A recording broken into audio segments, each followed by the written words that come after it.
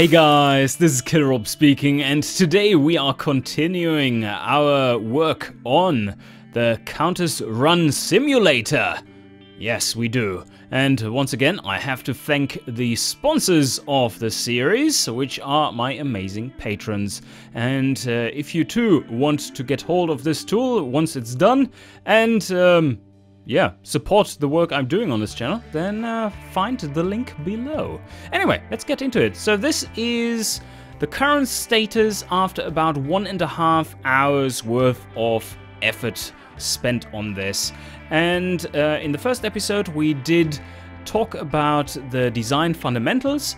I did make up a mini design document, if you can call it that, and then spend some time on just getting the looks roughly right for the various UI elements.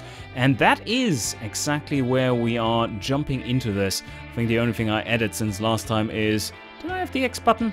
Maybe. Anyway, the difficulty selector, which is just a copy paste of this. And yeah, today the goal will be to roughly outline what these various modes need for UI, and how we are going to present the selection of runes that we are looking for, and the results of the runs. And I think I'm going to just keep it running, keep the cameras rolling, and speed it up so that you can see the process. First up, I think, is see how large a complete UI with 33 runes will be. Because that is how many there are, if I'm not mistaken. Is it 33? I believe so. Anyway, let's get started.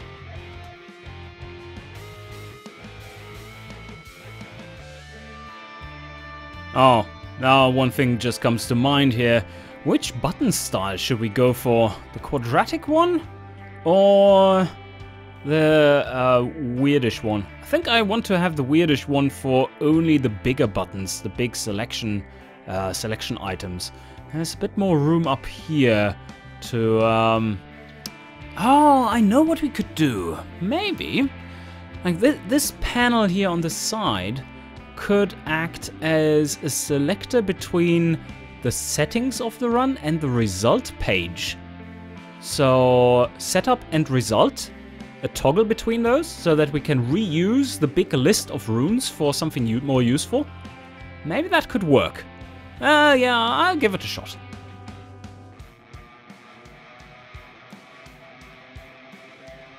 Okay, well, here we have our first kind of design problem.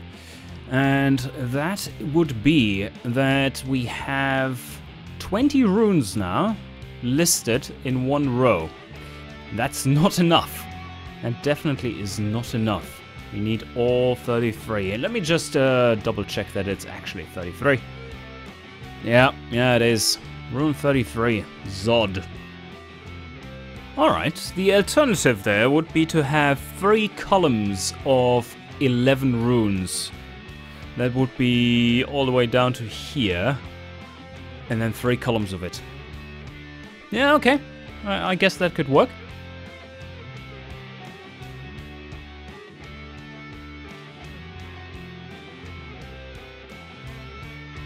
Okay, this is what looks a bit more like a completer UI, which isn't complete at all. And, well, I haven't filled in the runes, obviously, because that is unnecessary. This is just to test layouts, remember. And setup versus results up here. It's seems to be working. I don't like the lack of separation between these selections. I'm thinking about having slightly different colored frames or something. No, that would bite the color scheme. So probably it's just the moving these sections further apart that will help the separation. Let's do it in physical space, so to say, not via colors. And you can see that this list is working pretty well. It goes from L to Arm. Very common runes, after all. Then it goes from Sol to which you could call mid-tier runes, which are still pretty common. And then the rare runes, which are Mal to Zod. I think that's a pretty good separation of runes and splitting them up in 3 sections like this. I think Blizzard does the same thing, actually. That does make some sense.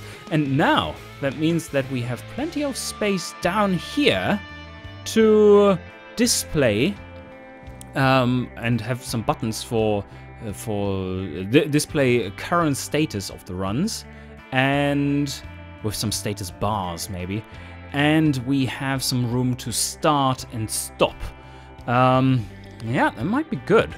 And then switching between setup and results would switch out this table to a different functionality, I guess. And down here, there can be lots of stats shown, like how many cubings you have done, how much time it would have taken, and so on. First, a little bit of tea. Ah, so good. Yes, so now we can continue. Actually, I think we do need a new button style.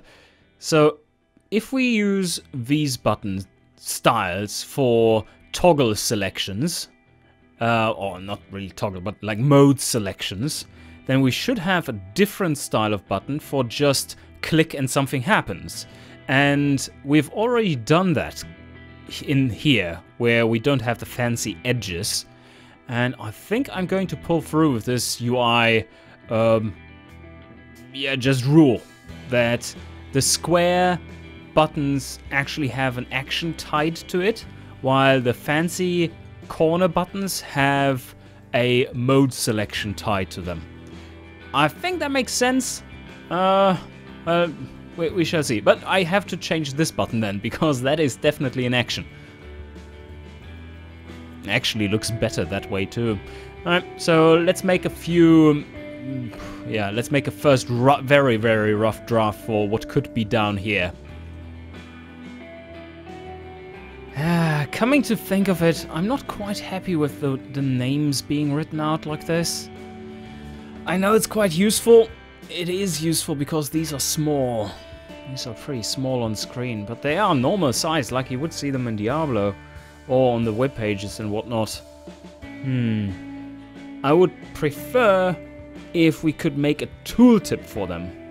But that would mean that I would have to have an invisible... Oh no, I could make rune objects. Rune object that automatically, when you hover over them, a tooltip is being displayed in this color. I think I can program that.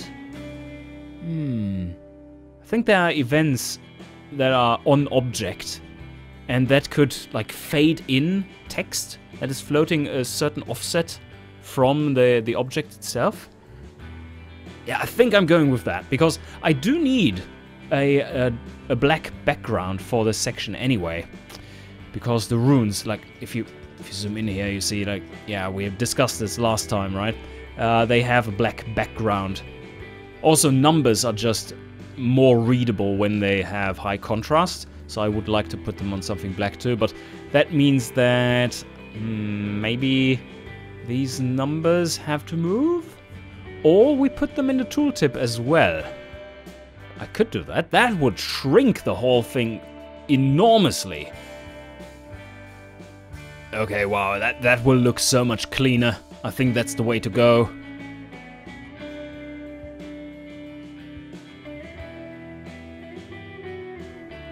Coming to think of it, I'm liking this a little bit better already. So tooltip would then display the orange name of the rune and its level and so on. But I don't think we need the one rune mode. I mean, what extra does it give? You could select just one rune to find, and that would give the same result, right? So let's remove that, which gives us a bit more space. Space is always valuable. And that gives us plenty of spacing to differentiate these selections. Alright, not optimal, not even close to, but we're getting there. Just a quick question here. Do you think it is obvious that when you have just a random rune selection like that, well, all the runes, would it be natural to you, like the first thing you would do at, what was, I'm looking for the loom rune. Which one was that again? Was it this one or was it this one? Would you, like, go there with your mouse pointer? Because if you would do that, then, and most people would do that, then we do indeed have a viable solution for the clutter on screen that are the names. I mean, by the tooltip we talked about already. So I hope that is something that feels standard.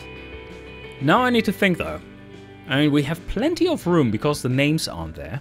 But if I want to use the same table in order to display results, then damn, that must be quite a big field for numbers, because you might find ridiculous numbers of runes.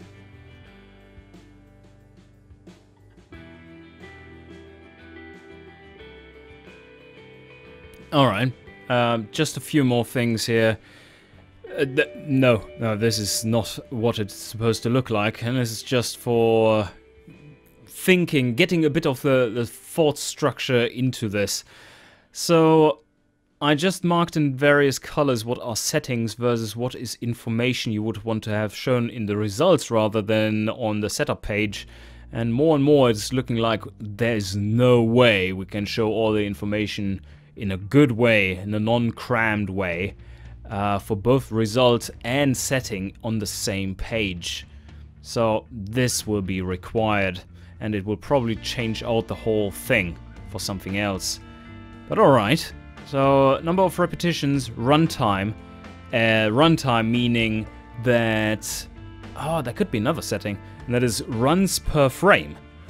Depending on how fast your computer is, you could set it to, like, let's say 100 runs per frame or something. The tool will run at 60 frames per second, so that will be 600 runs per second. That's a lot, but you need plenty of repetitions, so that would be required. But you could make it such that it's more or less real-time. 1 frame equals 1 run. That might be a pleasant thing to watch if the results are being displayed in real time. Very satisfying to watch. And I think that is something we want to achieve. Alright, I think the time has come here though to split it up into 2 different pages. One which shows the setup and one which shows the results mode. And yeah, we don't need to show these different modes just yet. Or, well, this one doesn't change anything, I guess. No, it doesn't. No, it doesn't. Okay, so a proper setup page and a proper run page. So I'm going to just duplicate this page and then rip out everything that is not needed, or yeah, for each one of them. Okay, respectively not needed.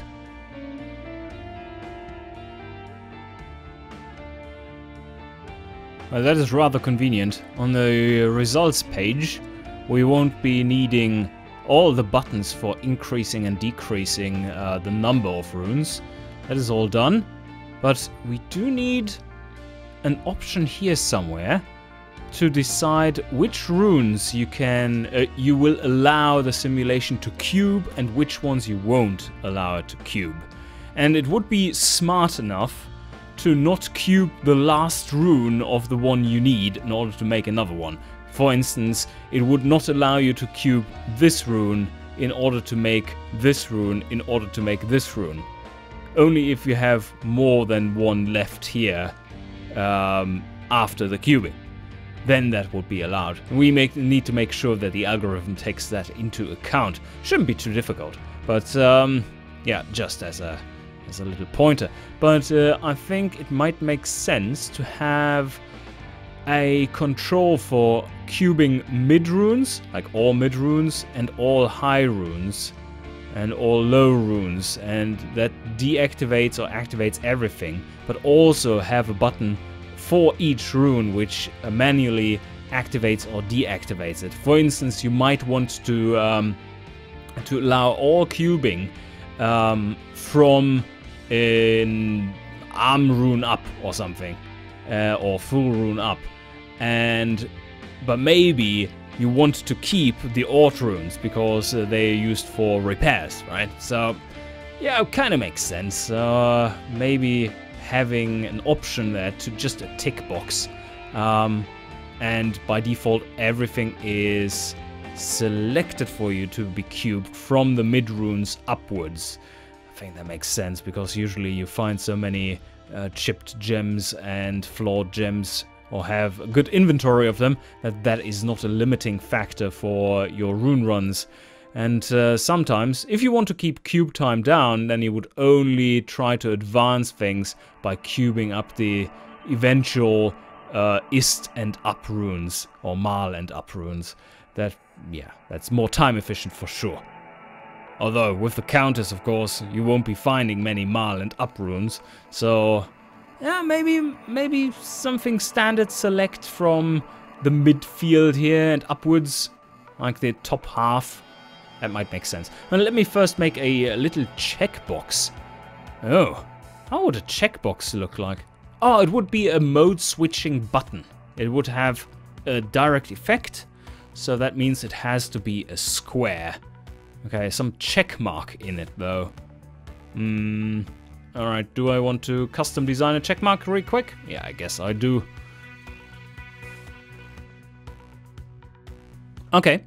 After fucking up all the angles all the time, short-term memory of a goldfish, we have a little check mark, and that should be easy enough. Will be simple to implement. It's just a mode switching button. It's not quite as complicated as these that have a bit more logic tied to them for checking the value of the rune being set and so on. Like, can you actually reduce the number below 0? No, you can't, so this button needs to be deactivated. This one is a little simpler, but it needs to communicate with... Oh, and it probably should be red. That should be in red. Yeah, it just needs to communicate. This is intense. With the cubing algorithm. So I do need some kind of icon for cube here, and this should probably just be a pound symbol, like the pound me too movement. Okay, that could look something like this. Probably want to have the plus and minus button quite close together. Maybe I do want to move the number between the plus and minus, so that you instantly see what it is about. And also, I'm not quite sure if we want to have the rune first. That makes more sense right now, once again, because now we don't have the name we need to somehow fit in there. The name was a problem because they are not equal length, so aligning it with buttons is hard. But if it's just a rune which always has the same size, independent of which one it is, then that's fine. Let's shift it around once more and see what we get. Okay, that doesn't look too shabby. I think it works. Okay, that actually works. That actually works and looks pretty decent. And that leaves us room on the side here for more settings. That is real nice. Okay, I think we are on the right track here for this UI design. Oh, also, for the Zod rune, we have to remove the cube, yes. You can only cube the Zod rune to become the ultimate rune if you have 1000 Zod runes, but they don't fit in your cube, so you will never get it. But you will never know what the ultimate rune is. It is really powerful. Anyway, so low runes, mid runes, high runes. Nice. Settings on the side. And then we can have... I don't know. Maybe repetitions and... let's see. So runtime is something game related. Average cubing time is game related. Repetitions is not game related. That is program related, as is runs per frame. So I think we might want to put the game related stuff to the side here, and then the simulation related stuff outside of this area down here.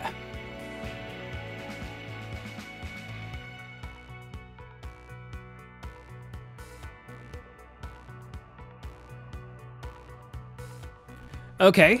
It is taking shape, I would say. This is, compared to where we started today, this is already looking a lot better.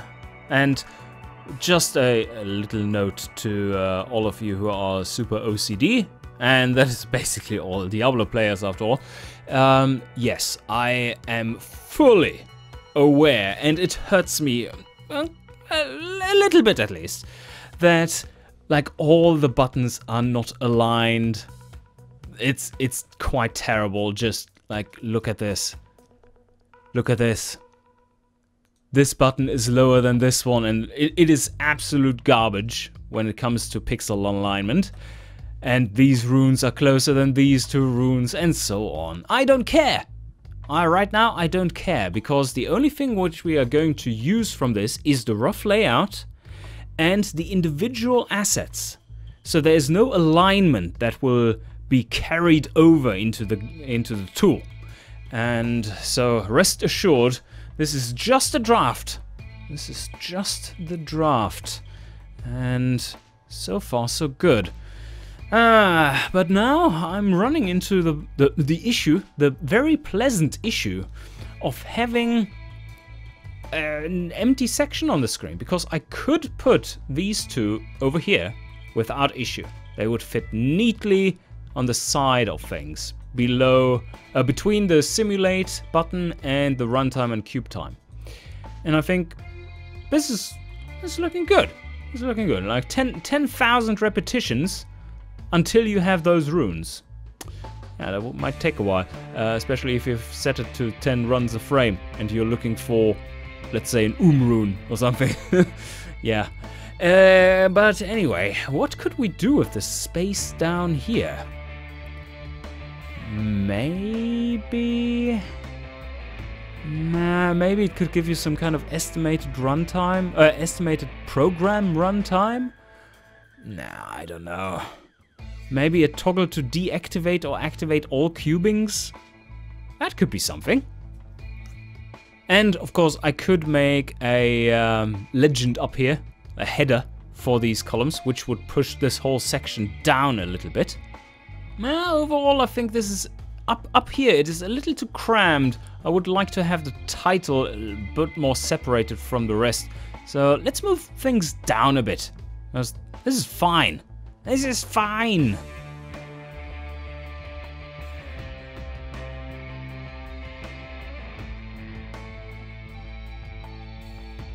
Yeah, I don't know. But this is looking real fancy now.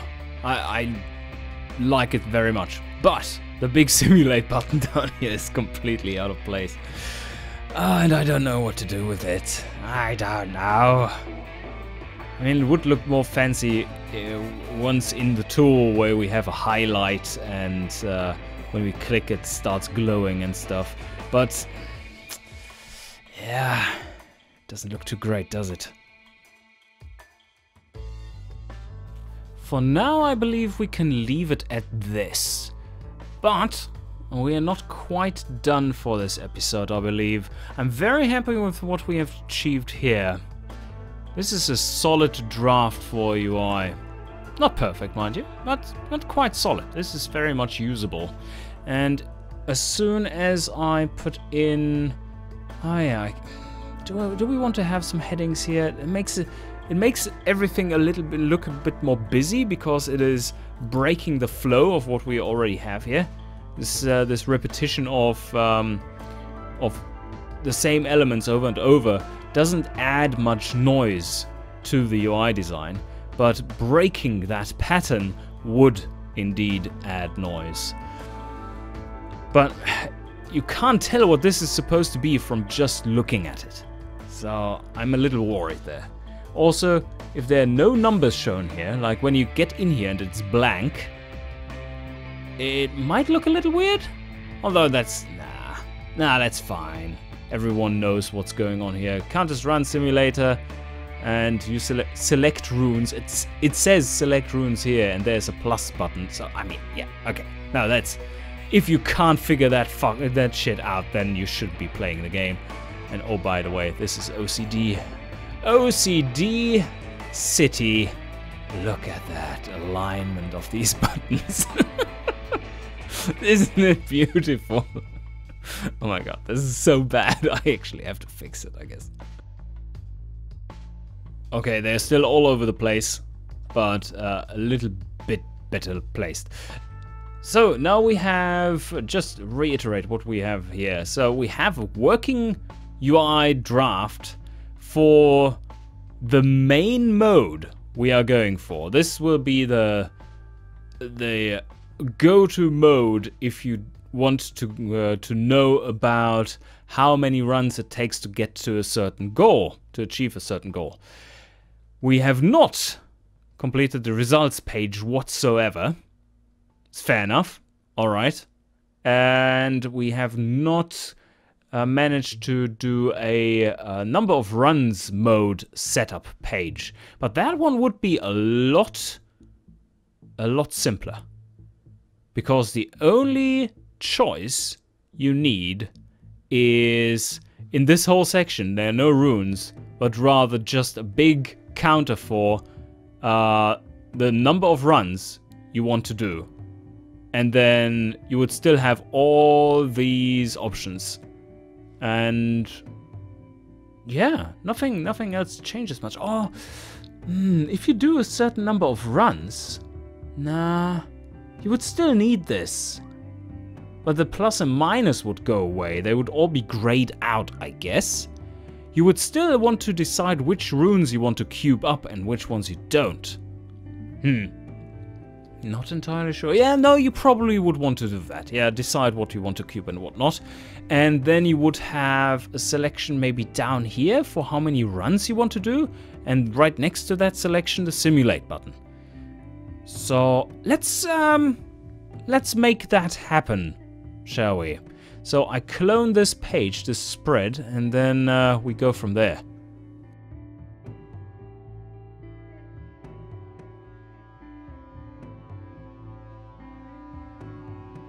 Okay, here we have something. So number of runs. I've grayed out all the various pluses and minuses because you can't choose what runes you want to find in a number of runs. They just come to you. And, I'm not so sure.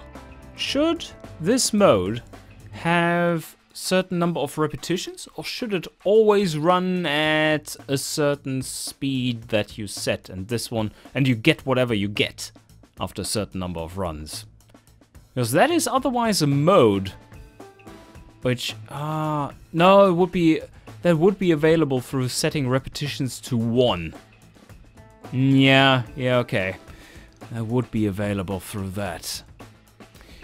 I'm not sure. I'm really not sure. Number of runs. If it just simulated 500 runs, you would get the data for which runes you actually found. You see them tick up with every run, and so on.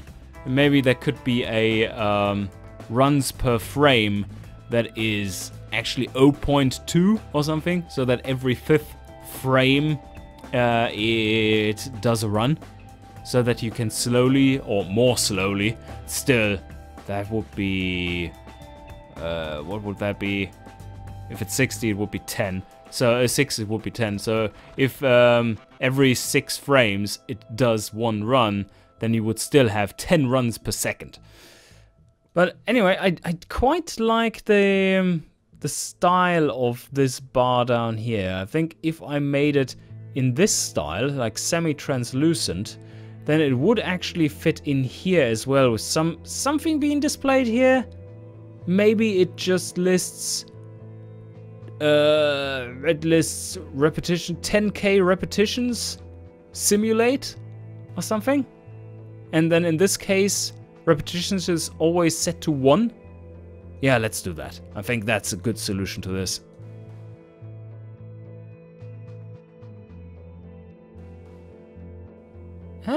Maybe something like this. The button staying in the middle still, but there's the runs number here. And we have a bit of a semi-transparent frame around this. It's not the same border size as there, but that is fine-tuning for later on, once we have it in the program itself. So, yeah, I think that works. I think overall that works. It's a little awkward with this lower right-hand corner. We could put the version number and whatnot down here as a permanent thing. Makes it look so professional. Yes, yes.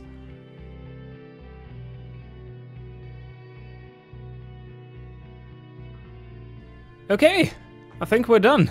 I think we're done. Well, done and done. Yeah, done is relative. But done for today, I believe. This is pretty solid. Not excellent, but workable. So we have... Well, that was humble starts. We've come far. Anyway, we've worked out a good way of displaying the runes. We do have our settings for 2 modes done. This looks pretty decent. I don't quite like that there is... the controls for the repetitions are over there, because they are always over there with all the other settings, and now just being displayed here, where you have the simulate button. And for the other mode, well, you have the number of runs here, which you actually can change, and the repetitions are locked over there. That's not optimal, but I think it works. And also, this is looking pretty good. I mean, grayed out. It doesn't really bother me that it is there. It still looks good. And overall, the UI at least doesn't suck ass. At least visually. And I think, yeah, that's a good place to end for today. Next time around, I will have to take a look at a draft for the results, because this is not quite as good. And with that, I hope you enjoyed, and see you guys next time.